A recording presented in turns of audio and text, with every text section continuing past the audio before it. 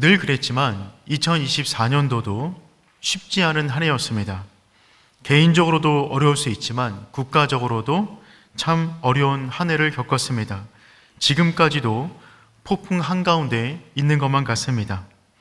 우리가 인생을 표현할 때 여러 가지 다양한 비유를 들어서 설명하는데 그 중에 가장 확실한 것 중에 하나는 무엇이냐면 인생은 항해다라는 표현입니다. 요즘 들어서 이 말이 더욱더 피부에 와닿는 것만 같습니다. 우리 인생의 선장은 하나님이십니다. 그분이 우리의 삶을 지금도 인도하고 계십니다. 오늘 본문은 그런 면을 너무나 잘 보여주고 있는 성경 말씀입니다. 바울은 드디어 로마로 가는 배를 타게 되었습니다. 우리 1절 말씀 함께 읽어보겠습니다. 우리가 배를 타고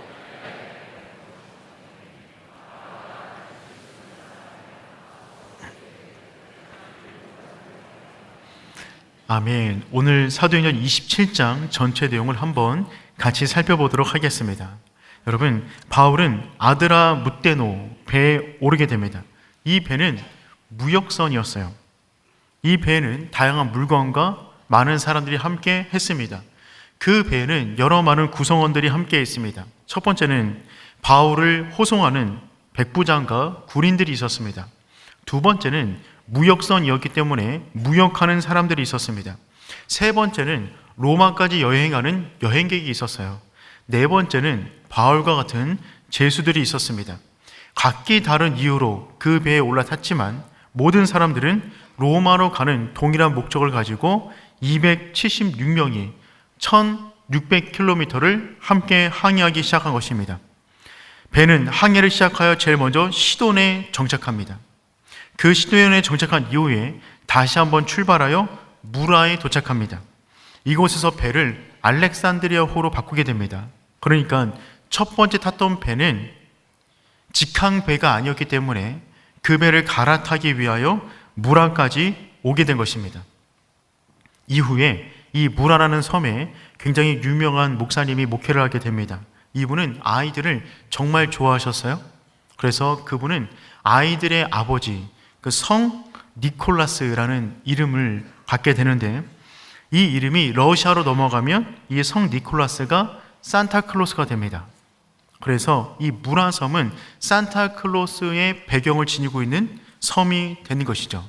이 무라섬에서 이 276명은 알렉산드리아호를 타고 출발하기 시작합니다. 출발하자마자 바람이 너무 거세게 불었어요. 그래서 간신히 미항이라는 항구에 도착하게 되었습니다. 우리 9절 말씀 한번 읽어보겠습니다. 여러 날이 걸려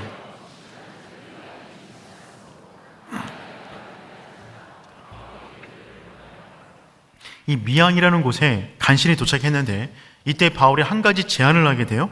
이때가 금식하는 절기가 지났으니까 더 이상 항해를 하지 말고 한 3개월 정도 머물렀다가 겨울을 보낸 다음에 다시 한번 항해를 하기 시작하자라고 제안합니다. 여기서 금식하는 절기는 어느 날이냐면 속죄일을 말하는데 달력으로 보면 10월 5일입니다. 이때부터는 이 바다가 겨울바다로 들어가는 거예요. 바울은 1차, 2차, 3차 선교 여행을 진행하면서 총 13번 정도의 배를 탔습니다. 그 가운데 3번은 실제로 파선당했어요. 그러니까 바울은 겨울바다의 위험을 누구보다 잘 알고 있는 사람이었습니다. 그래서 바울은 미항에 도착하자 이제 곧 겨울바람이 부니까 위험하니 이곳에서 겨울을 보낸 다음에 출발하자라고 제안을 했던 것입니다. 그런데 그 배에 타고 있던 선장과 많은 배 베테랑들은 그것은 오케이, 겨울바다를 보낸 다음에 출항하자, 이것은 동의했는데 단지 미항이 아니라 80km 떨어진 곳에 베닉스라는 곳이 있는데 그 베닉스 항구가 바람을 막기에 더욱더 안전한 항구이니까 거기까지 가서 겨울을 보내자고 말을 합니다. 전문가들의 말이었어요. 다수가 동의했습니다. 더군다나 바람까지 도와줬어요. 갑자기 남풍이 순하게 부는 것입니다. 13절 말씀 읽어보겠습니다. 남풍이 순하게 불매 그들이 뜻을 이룬 줄 알고 닷을 감아 그르되 해변을 끼고 항해하더니. 많은 전문가들이 미항에 있는 것보다 베닉스에 있는 게 좋겠다.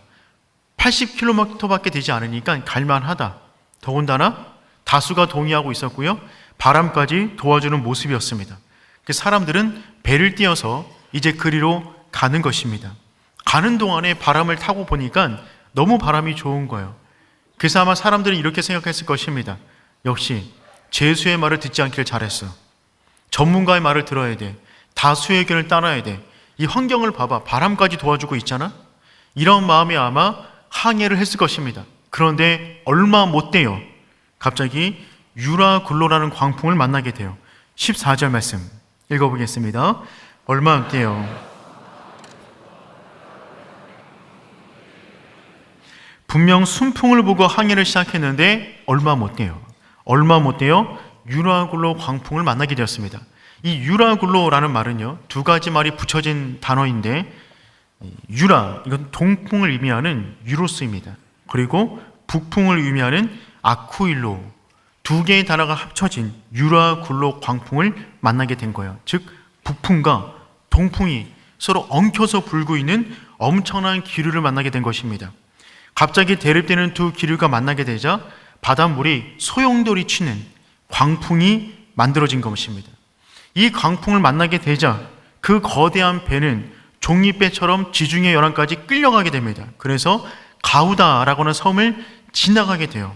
그런데 이 가우다라고 하는 섬은 모래톱으로 굉장히 위험한 곳이었습니다. 17절 말씀 우리 한번 읽어보겠습니다.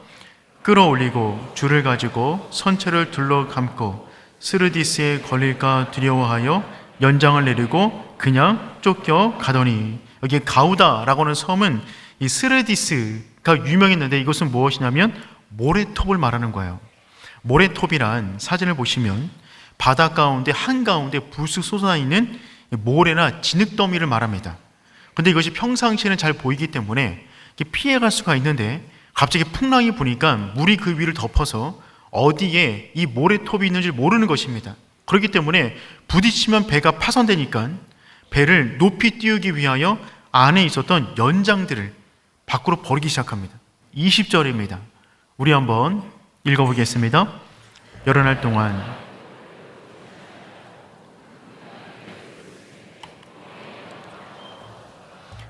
동안 해도 별도 보지 못한 어둠 가운데 있다 보니까 우린 이제 죽었구나, 구원의 여망이 사라졌다 라는 마음까지 이르게 되었습니다.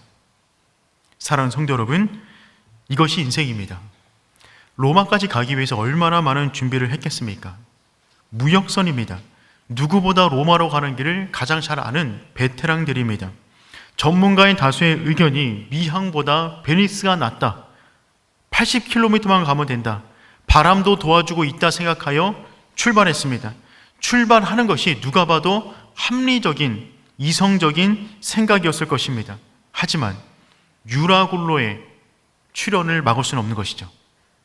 우리가 인생 가운데 아무리 많은 것을 준비하고 전문적 지식이 있고 환경이 도와준다 할지라도 우리 인생 가운데 갑자기 불어닥친 광풍을 막아낼 수는 없는 것이죠.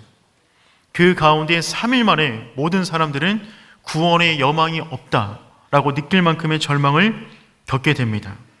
그런데 오늘 본문이 말해주는 가장 놀라운 은혜는 무엇이냐면 그 광풍 중에서도 모든 구원의 여망이 사라진 그때에도 하나님의 사람 바울은 안심하라를 외치고 있다는 것입니다. 22절 말씀 우리 한번 읽어보겠습니다. 내가 너희를 권하노니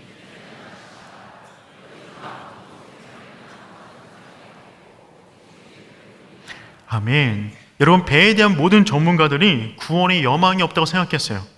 갖고 왔던 모든 기구, 짐을 갖다가 밖으로 다 던진 상태입니다.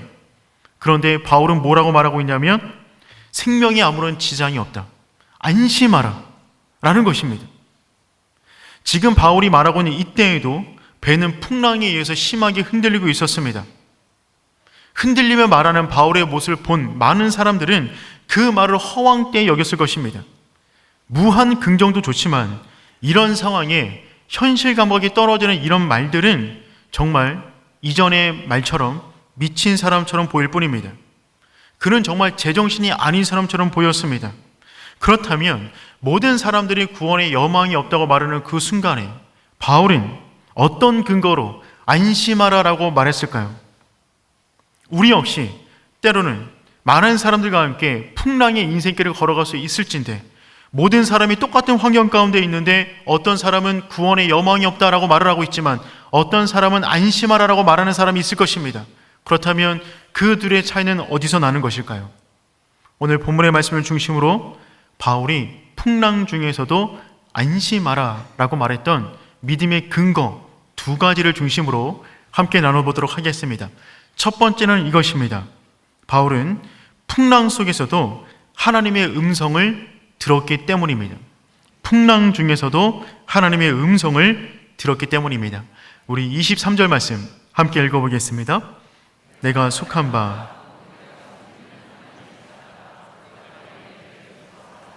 아멘. 바울은 풍랑이 시작했던 그때부터, 그 밤부터 하나님의 사자가 그의 곁에서 말씀하시는 소리를 들었어요. 그러니까 바울의 당당함의 근거는 어디에 있냐면 하나님의 음성 그 자체에 있다는 것입니다. 그분께서 바울에게 어떤 말씀을 주셨냐면 24절의 말씀을 주셨어요. 우리 함께 읽어보겠습니다. 바울아, 두려워하지 말라.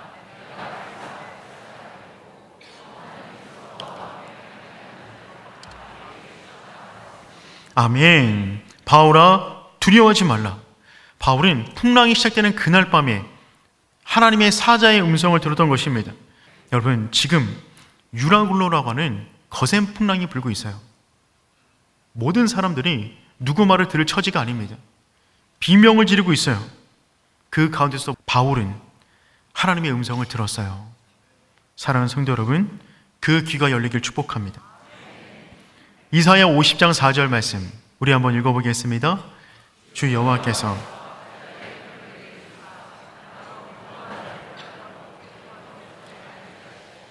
아침마다 깨우치시되 나의 귀를 깨우치사 학자들같이 알아듣게 하시도다. 아멘. 풍랑 가운데 우리 인생 가운데 수많은 소음들이 뒤섞여 있지만 그 가운데 내 인생을 향한, 우리 가정을 향한 그 소리가 들려지는 것입니다. 두 번째, 바울이 풍랑 가운데 안심할 수 있었던 이유, 그것은 말씀 그대로 되리라고 믿었기 때문입니다. 말씀 그대로 되리라고 믿었기 때문입니다. 풍랑 가운데 바울은 하나님의 음성을 들었어요. 그런데 여기서 끝나지 않습니다. 바울이 안심할 수 있었던 것은요, 들은 것을 그대로 되리라고 믿었기 때문이에요. 25절 말씀 읽어보겠습니다. 그러므로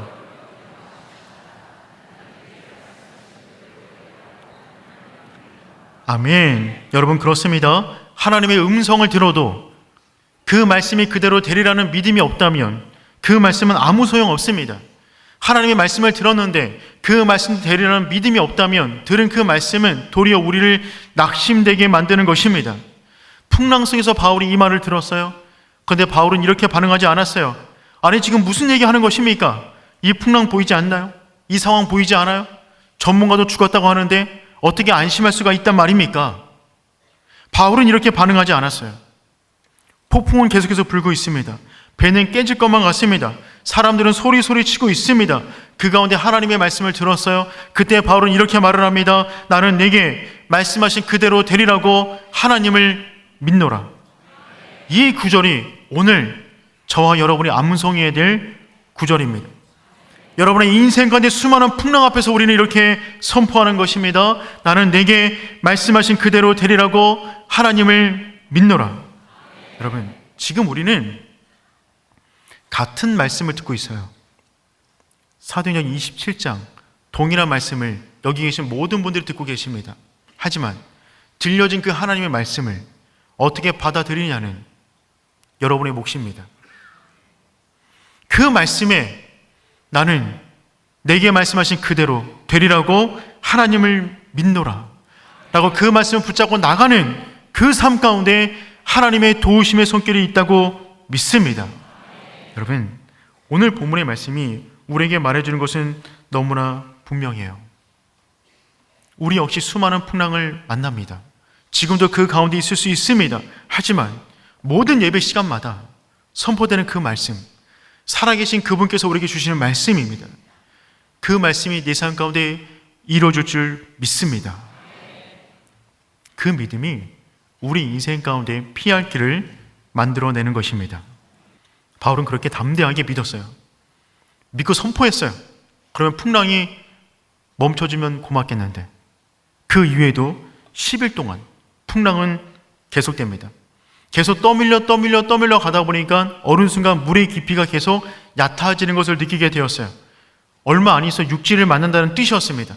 그때 뱃사공들은 육지가 다가오면 풍랑이 막 치기 때문에 암초에 부딪혀서 배가 가라앉을까 봐 본인들을 혼자 도망가기 위해서 거룻배를 타고 도망가려고 합니다. 30절 말씀 우리 한번 읽어보겠습니다. 사공들이 도망하고자 하여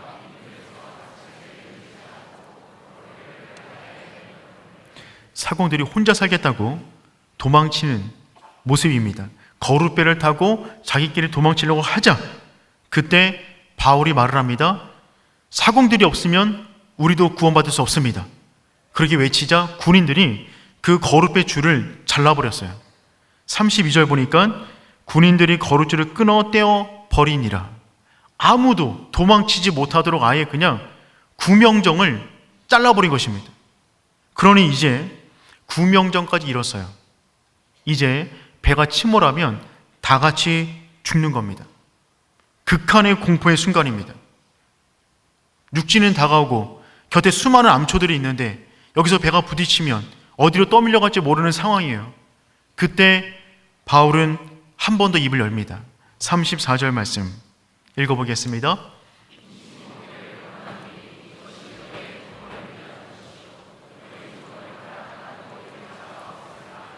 아멘. 그 극한의 공포의 순간에 바울은 뭘 말하냐면 먹고 합시다. 음식을 먹자는 거예요. 지금 이들은 2주 동안 풍랑 속에서 아무것도 먹지를 못했어요. 아니 먹을 수가 없었어요. 그런데 바울은 지금 음식을 먹기를 권합니다. 왜냐하면 이것이 너희의 구원을 위한 것이요. 지금 이 말은 무슨 말이냐면 조금 있으면 우리가 저 육지에 닿는데 암초의 분명히 부딪힐 것이다. 그렇기 때문에 배에서 뛰어내려서 헤엄쳐서 저 육지까지 가야 되는데 우리가 지금 힘이 없으니 이 음식을 먹어야 이 음식의 힘으로 우리가 육지까지 갈 수가 있다는 것입니다. 바울은 끝까지 하나님이 내게 말씀하신 대로 될 것을 믿었어요. 그래서 방법을 제시하는 것입니다.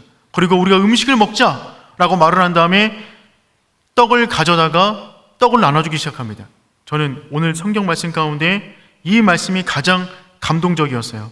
35절과 36절 말씀 읽어보겠습니다. 떡을 가져다가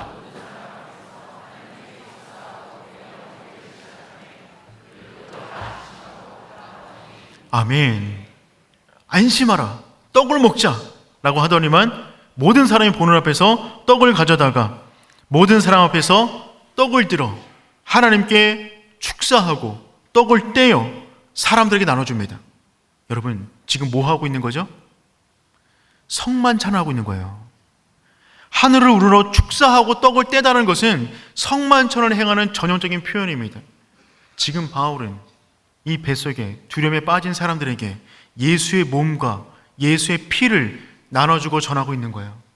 나는 내게 말씀하신 그대로 되리라고 하나님을 믿노라. 그 강한 확신으로 그 풍랑이 여전하지만 그 가운데 예수의 떡, 예수의 보혈을 지금 함께 나누고 있는 것입니다. 이 성도의 당당함, 평생에 살아보면서 풍랑 가운데 성만찬 한번 해봤으면 좋겠습니다. 너무 멋있지 않나요? 모든 사람들이 두려워 떨고 있는데 그 순간에 예수의 이름 붙잡는 거예요. 그 순간에 하늘을 향하여 하나님께 도움을 구하고 있는 것입니다. 그 떡을 떼서 당당하게 사람들에게 나눠줘요. 그때 사람들은 바울의 영적 권위에 압도되었어요. 그리고 그 떡을 받아 먹습니다. 36절 말씀 보니까 그들도 다 안심하고 받아 먹으니. 안심하라. 10일 전에 외쳤는데, 늘 불안했는데 지금 믿을 것은 바울과 바울이 말한 하나님밖에 없었어요. 그 가운데 그들은 의미를 깊숙이 알지 못했지만 바울이 나눠주던 그 떡을 먹으면서 안심하는 마음으로 바뀌었다는 것입니다. 여러분, 이 사람이 하나님의 사람입니다. 이 사람이 하나님께 붙들려 있는 사람이에요. 같이 풍랑 중에 있지만 주의 음성을 들었다면 그대로 되리라고 믿는 것입니다. 믿음에서 끝나는 것이 아니라 그 가운데 예수의 떡, 예수의 보혈을 붙잡고 함께 나눠주는 거예요. 내가 갖고 있는 평안을 사람들에게 나눠주는 그 사람이 하나님의 나라를 열망하며 그 나라 위에서 살아가는 사람이 되는 줄 믿습니다. 그렇게 사람들은 떡을 먹었어요. 성만찬을 행했어요. 예수에 대한 믿음으로 가득 찼어요. 그리고 이제 배 밖으로 뛰어내릴 준비를 합니다. 38절 말씀 우리 한번 읽어보겠습니다. 배부르게 먹고 밀을 바다에 버려 배를 더 가깝게 하였더니 배부르게 먹었어요. 그 다음에 마지막 식량까지 배 밖으로 버려버립니다. 배를 더욱더 가볍게 해서 육지 가운데 조금 더 가까이 가기 위해서 배에 있는 모든 것을 버려버리는 거예요. 그리고 이제 마지막 닷줄까지 끊어버립니다. 40절 말씀 보니까 닷을 끊어 바다에 버리는 동시에 키를 풀어 늦추었다. 이제는 닷까지 끊어버렸어요. 무슨 말이에요? 멈추지 않겠다는 거예요. 전진만 있을 뿐입니다. 지금 배 안에 있는 모든 것을 다 갖다 버렸어요. 처음에 기구를 버리고 연장을 버리고 무역을 위한 짐을 버리고 그 다음에 거룻배, 구명정을 버리고 마지막 식량, 밀을 버리고 닷줄을 끊어버렸어요. 이제 버릴 것이 없어요. 모든 걸 다 버려버렸습니다. 이 모든 것들은 이들이 항해하는 목적이었어요.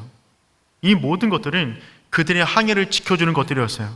그런데 풍랑을 만나자 쓸모가 없었어요. 짐이었어요. 그게 없어야 더 안전한 상황이었습니다. 이제 그들에게 남은 것은 아무것도 없습니다. 단 한 가지만 있어요. 바울이 말한 하나님의 말씀입니다. 그 말씀 하나 붙잡고 그들은 바울의 신호에 따라서 전부 다 배 밖으로 뛰어내려 헤엄치기 시작합니다. 44절 말씀 읽어보겠습니다.